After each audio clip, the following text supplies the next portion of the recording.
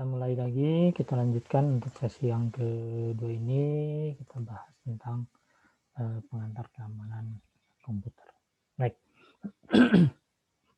Nah, eh, kita lihat peningkatan berbagai kejahatan di bidang komputer dengan beberapa sebabnya, ya. Baik, ada aplikasi bisnis yang berbasis komputer dan internet meningkat, ya. Ini di tahun-tahun itu adanya peningkatan penggunaan sistem yang berbasis internet. Nah, internet sudah mulai di akses publik 95, kemudian muncul berbagai aplikasi bisnis macam e-commerce, ya. Kemudian secara statistik juga meningkat dan banyak hal yang mulai terhubung ke internet, ya, di tahun-tahun itu. Memang kalau di Indonesia mungkin masih sedikit, tapi di luar sudah semakin banyak. Kemudian kita mengenal adanya desentralisasi server, ya. Ingat, kalau misalkan sentralisasi ya berarti kalau perusahaan besar itu satu server ada di situ, tapi kalau desentralisasi, kalau perusahaan itu ada cabang-cabang di kota-kota besar, maka terdapat server juga di situ, ya. Namun demikian ada konsekuensi, yaitu SDM yang handal, ya. Nah, SDM yang handal ini masih sangat langka, sehingga resikonya kalau kita melakukan desentralisasi, ya harus punya SDM yang benar-benar handal tersebar di berbagai lokasi, ya. Misalkan kalau bank sekarang ya di setiap kantor cabangnya harus ada sumber daya manusia, harus ada orang IT-nya, gitu ya. Nah, di tahun-tahun awal-awal itu masih sangat susah, gitu ya. Kemudian server remote seringkali tidak terurus, ya, server remote. Kemudian adanya serangan terhadap server remote, ya, yang lebih susah untuk ditangani. Dia ada merebut akses dan bandwidth dengan penyerang, ya. Nah, sekarang juga ini banyak kasus-kasus yang membanjiri bandwidth sehingga lemot, gitu ya. Kita agak susah masuk ke jaringan. Karena apa? Serangannya itu membanjiri bandwidth, gitu ya. Kemudian adanya transisi dari single vendor ke multi vendor. Nah, kalau waktu zamannya IBM, ya, IBM masih meraja, maka vendor itu IBM. Waktu zamannya produk-produk Mugen, maka vendor ini dikuasai oleh Mugen. Tapi sekarang sudah banyak, ya. Router Cisco, ada Bay Network, ada Nortel, Tricom, Juniper, Linux Base, ya, dan yang lainnya. Kemudian untuk server ada Solaris, ada Windows NT, ya, Windows NT, ada SCO Unix, Linux, BSD, IHP, dan lain-lain, ya. Nah, kita tidak bisa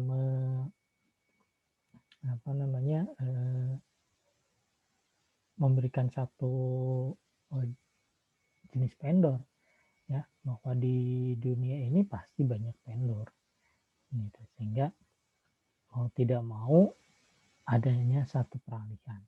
Sekarang tidak ada monopoli lagi satu produk IT, ya, satu produk IT. Tapi sekarang sudah ke multi vendor, ya. Nah, dari sekian banyak ini, maka ada satu konsekuensi bahwa mencari satu orang yang menguasai semuanya itu sangat sulit, ya. Kalian di bidang sistem informasi, ya, tidak mungkin juga kalian menguasai hal-hal yang seperti ini semuanya, gitu ya. Di manajemen proyek aja kalian sudah mengenal sekian banyak keahlian, sekian banyak orang gitu, dari mulai sistem analis, team manager, ada UI designer gitu ya, terus ada web designer dan yang lainnya. Itu tidak bisa satu orang ya, satu orang untuk menguasai semuanya. Jadi kita butuh sekian banyak orang ya. Kemudian pemakainya makin melek teknologi dan kemudahan untuk mendapatkan software. Nah, semakin maju teknologi, komputer, smartphone, maka kita pun dituntut untuk bisa melek terhadap teknologi. Ya, harus melek terhadap aplikasi-aplikasi. Itu ya, harus coba menjajal, gitu ya. Jadi tidak cuma sekedar sistem administrator yang memang harus selangkah di depan, maka kalian pun harus bisa selangkah di depan, harus lebih maju, ya. Nah, perkuliahan hanya 1-2 jam di kelas tidak akan cukup, tapi kalian bisa menggali ilmu pengetahuannya dari internet, dari media sosial dan yang lainnya, ya. Dari forum-forum, komunitas-komunitas yang ada di internet, kalian bisa menyerap berbagai informasi. Oke. Ini sekedar ilustrasi, dimulai dengan hacker-hacker kecil ya. Sekarang ini sudah banyak anak-anak kecil yang disuguhkan coding ya, coding dari mulai anak kecil, coding untuk para pemula, coding untuk para junior. Kalau dulu kita lihat permainannya seperti ini, sekarang sudah mulai ke arah komputer. Ya. Nah, mungkin ini sudah ilustrasi bahwa banyak sekali hacker-hacker yang memang usia-usia belia. Oke.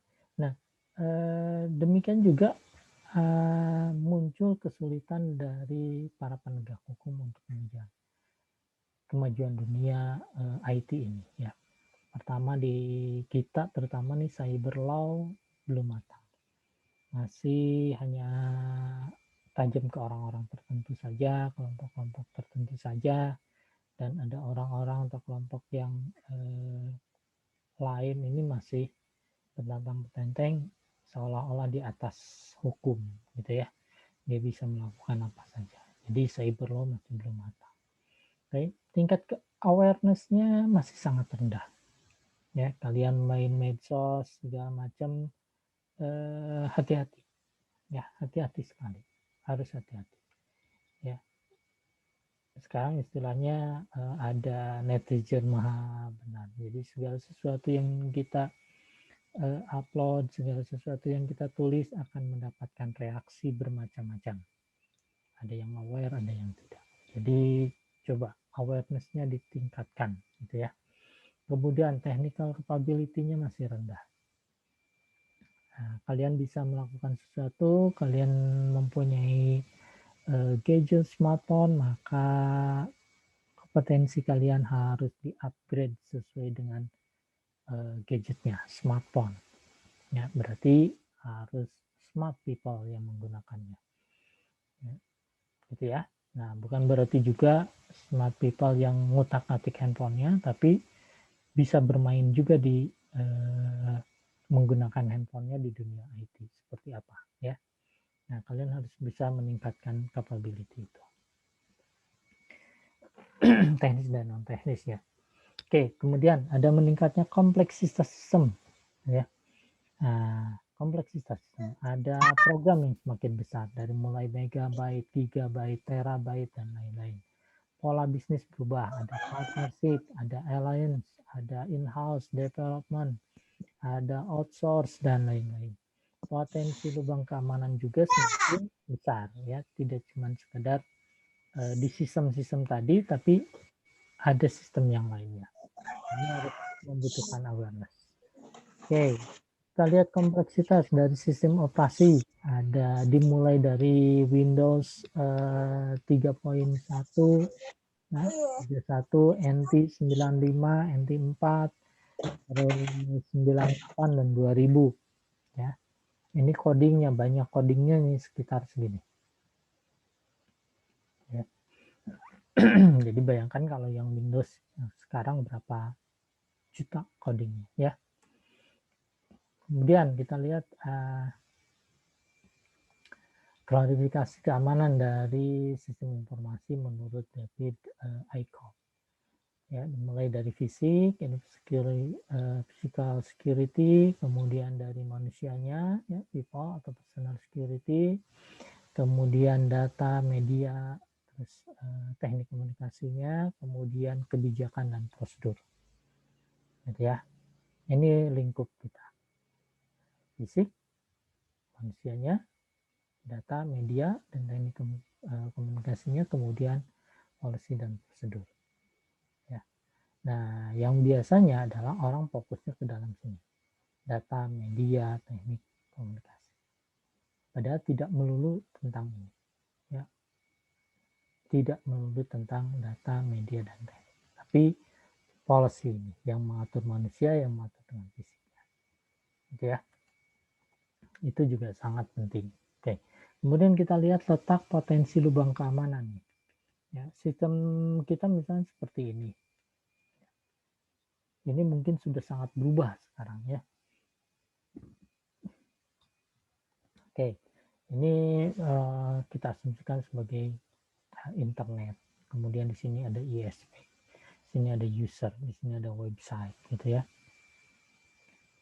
Nah, di antara ini, antara ISP dengan internet aja sudah ada snip, ada attack, ya.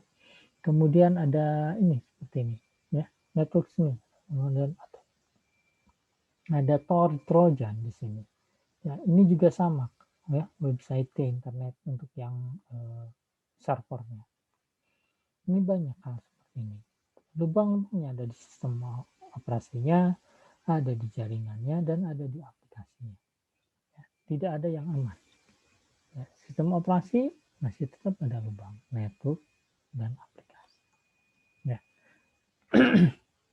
Kemudian kalau kita lihat dari service keamanannya, ada privasi, confidentiality, integrity, authentic, availability, terus repudiation, kemudian access control.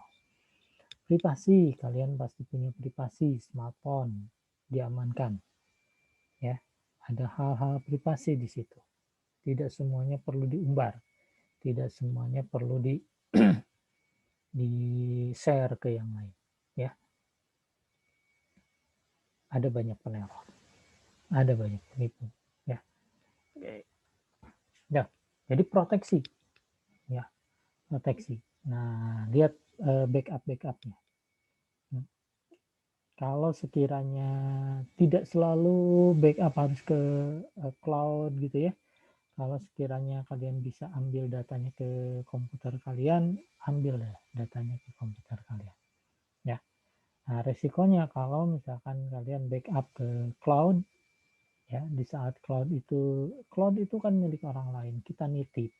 Kalau cloud itu ada kebijakan yang berubah, kalian tidak bisa mengaksesnya lagi, repot. Data kalian masuk di situ. Ya. Jadi hal-hal yang sekiranya sensitif, hal-hal yang sekiranya rahasia, jangan sampai dimasukkan ke cloud seperti itu. Ada untung ada ruginya, ya. Tapi ingat ada CEO, saya lupa namanya, bahwa di saat kita menyimpan sesuatu di cloud maka kita sudah tidak memilikinya lagi. Ya, data kita simpan di cloud maka begitu akses kita terputus, kita sudah tidak memiliki data itu lagi. Ya, jadi datanya sudah milik mereka. Ya. Apa yang kita upload dengan di cloudnya mereka, maka mereka bisa melakukan apa saja terhadap data kita. Gitu. Nah, makanya proteksi, ya, hal-hal yang sensitif, hal-hal yang rahasia. Oke. data pelanggan, data sensitif dari e-commerce dan lain-lain. Serangannya ada sniper, ada SOP yang tidak jelas. Kemudian proteksinya bagaimana? Enskripsi. Ya, enskripsi. Kemudian integrity. Ada informasi yang berubah tanpa izin. Kemudian serangannya ada virus, Trojan horse.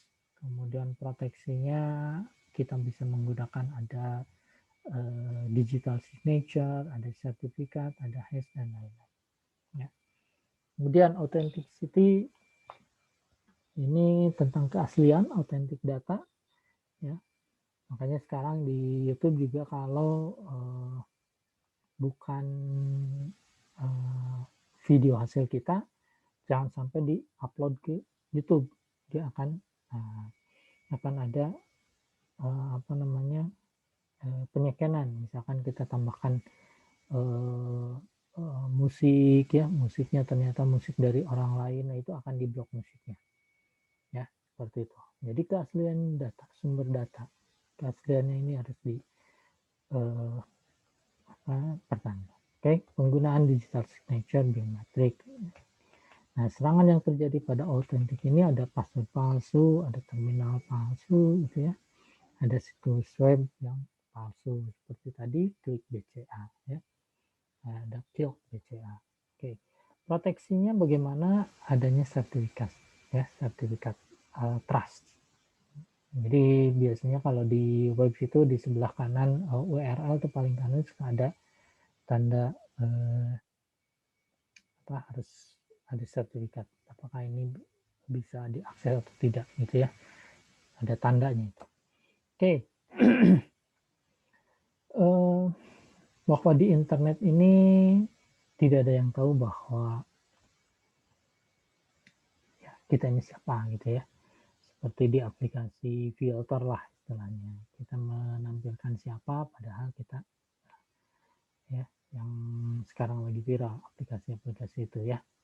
Jadi dilihat sama orang, oh kita ini seperti ini ya, tapi begitu aplikasinya sudah tutup akan ketahuan aslinya. Ya, pokok di internet kita tidak tahu siapa yang kita ajak ngobrol. Jadi sangat hati-hati.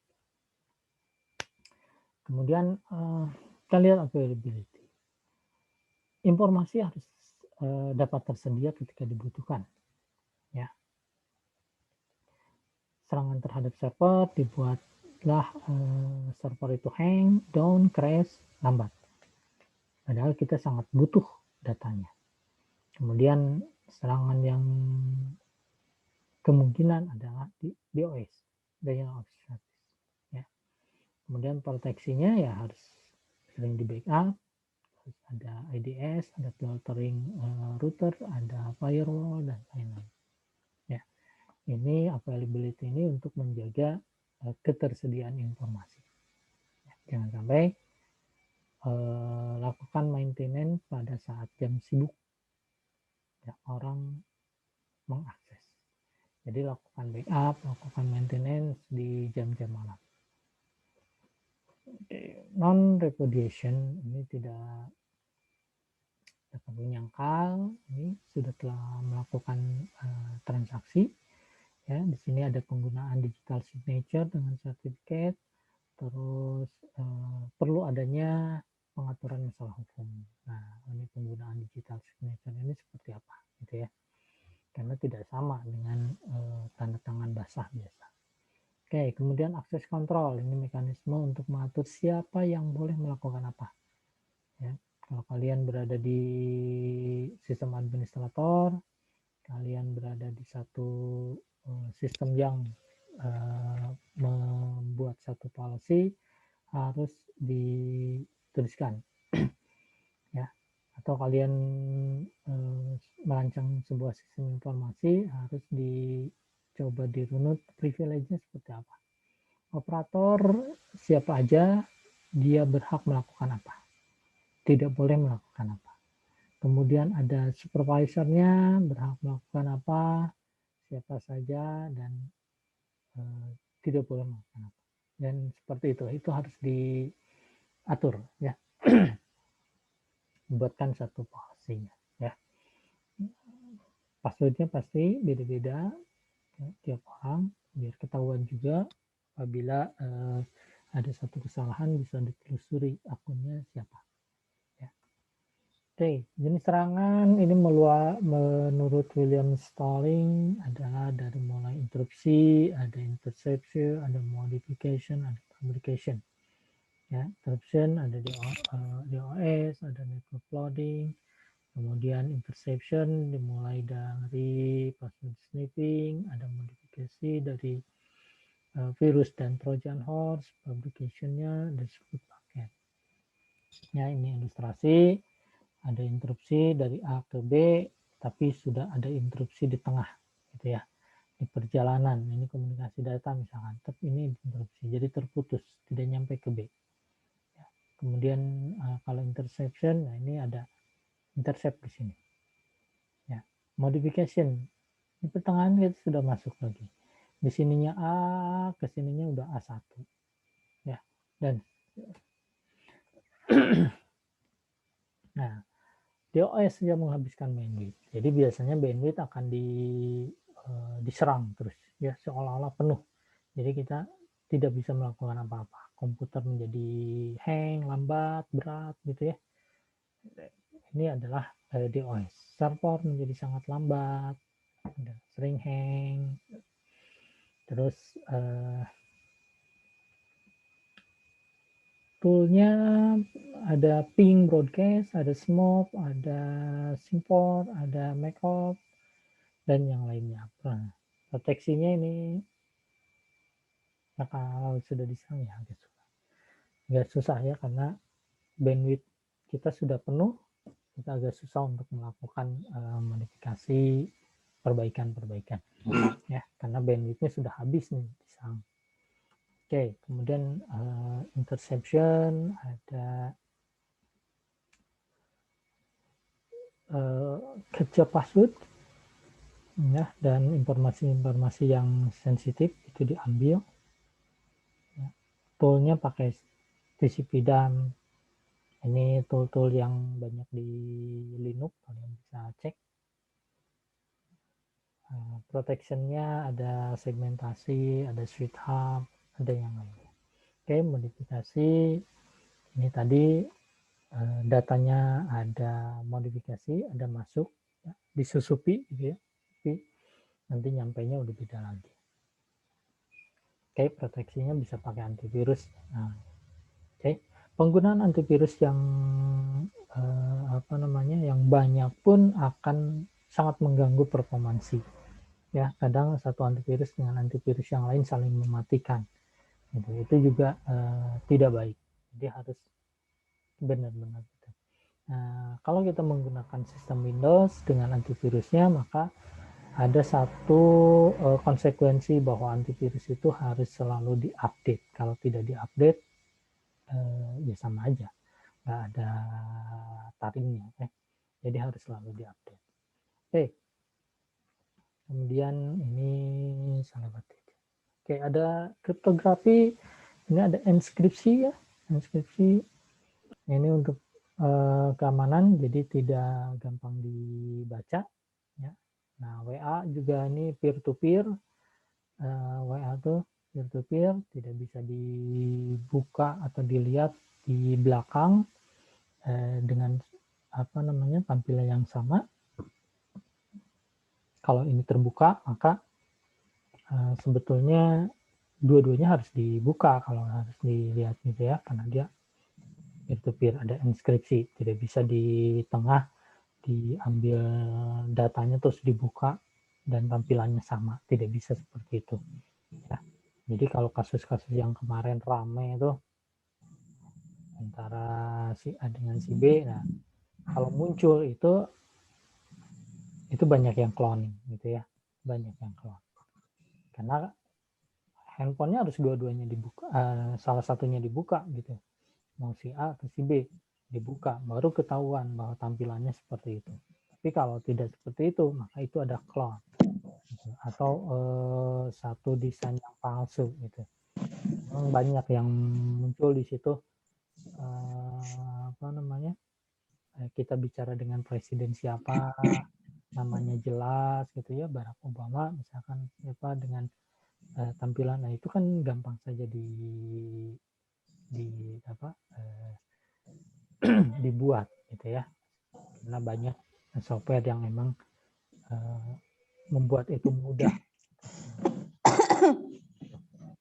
Jadi kalau mau asli ya harus handphonenya yang dibuka itu asli. Gitu.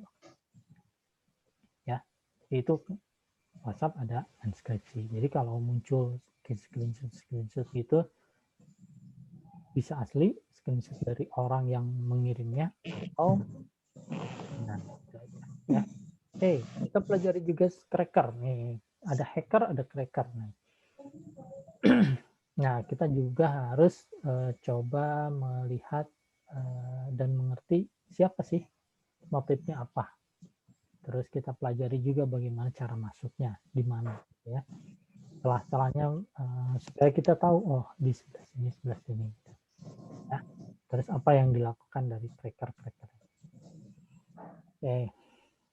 Ini adalah satu infrastruktur atau kerangka dari IT security, ya, kerangka IT security. Ya, security ini ada business initiation and process, kemudian ada teknologi strategi and research, ada vulnerability and risk assessment, policy di atas ini, kemudian ada security model, ada security architecture and technical standar, kemudian administrative second end, ya. Kemudian ada enforcement, ada monitoring dan recovery. Oke, dia adalah IT security framework, kerangka untuk keamanan IT. Nah, nah, jadi kalau kita buatkan nih melalui meta group source-nya, maka policy security kita adalah seperti ini.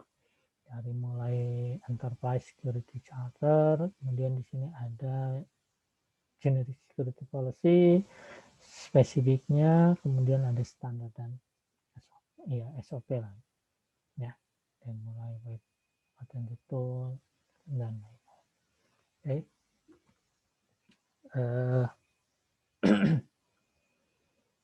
Nah, lakukan pengamanan secara menyeluruh dari mulai people-nya, orang-orangnya, dirangsang awareness-nya, tingkatkan skill-nya, kompetensinya, terus di bidang prosesnya, security-nya, ya, merupakan bagian dari proses bisnis, kemudian teknologinya, bagaimana kita mengimplementasikan teknologi terhadap bisnis, ya, keamanannya dan lain-lain. Ya, ini harus menyeluruh, ya, oke. Ini awareness dan kompetensi, skill. Kemudian pengamanan berlapis, mulai ini customer, ini ada authentic device, terus security, ada web server, tambahin lagi firewall, ya, internet sebelum ke web server ada firewall, ya. Firewall ini ada secara software dan hardware untuk yang di server. Kalau lokalan mungkin pakai firewallnya software, tapi untuk server ada hardware juga. Oke. Ini pengamanan yang berlapis, tambahkan firewall. Oke, itu mungkin yang bisa saya sampaikan di pengantar keamanan komputer. Yang berikutnya nanti kita bisa bahas lagi, ya. Oke, ada pertanyaan dulu sampai sini barangkali, silakan.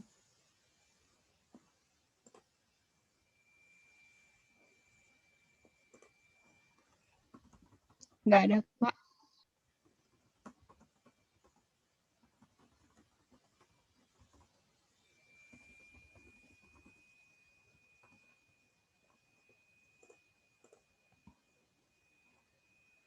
Belum ada yang perlu ditanyakan?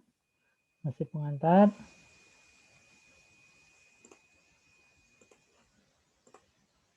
Oke, kalau begitu untuk kuliah di pengantar keamanan komputer kita akhiri. Sampai ketemu hari Senin depan nanti kita bahas untuk materi lanjutannya. Oke. Terima kasih. Jangan lupa bahwa kuliah saya selain Vkon dan tidak semuanya pertemuan dengan Vkon, kita pahami juga keterbatasan kuota. Jadi ada beberapa materi mungkin yang bisa diambil di e-learning. Kemudian tugas-tugas silakan nanti dikerjakan. Seperti itu ya. Tugasnya, jawabannya silakan nanti di email. Komunikasi bisa lewat WA. Hasil rekaman akan saya upload di YouTube. Jadi kalau kalian berhalangan mengikuti perkuliahan, silakan di YouTube. Oke? Oke, Pak. Terima kasih semuanya. Ya, Pak. Assalamualaikum warahmatullahi wabarakatuh. Waalaikumsalam. Waalaikumsalam warahmatullahi wabarakatuh.